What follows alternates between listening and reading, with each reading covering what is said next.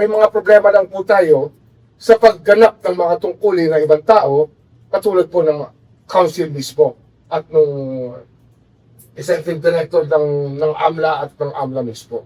Kaya yan po ay inaayos natin na kausapin para mabigay sa atin yung mga impormasyon na kinakailangan. Para mapanagot natin yung mga tiwaling opisyal ng gobyerno.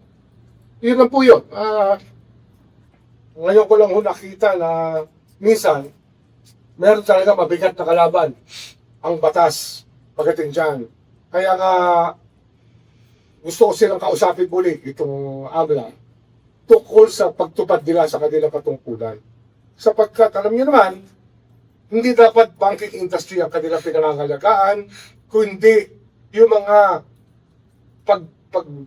pag-violate ng batas ng mga kawani ng gobyerno. Kasi ang trabaho naman namin talaga, corruption, anti-corruption, di ba? And they are the necessary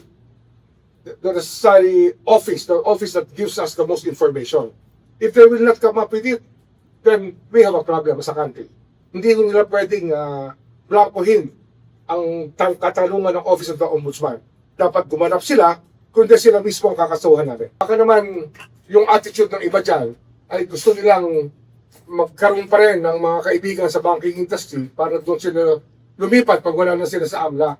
Yun po yung isang problema sa conflict of interest natin Na dapat bawal po yan. Huwag na silang magpa-empleyo sa mga bangko pagkatapos. Kasi nga, conflict of interest yan, di ba?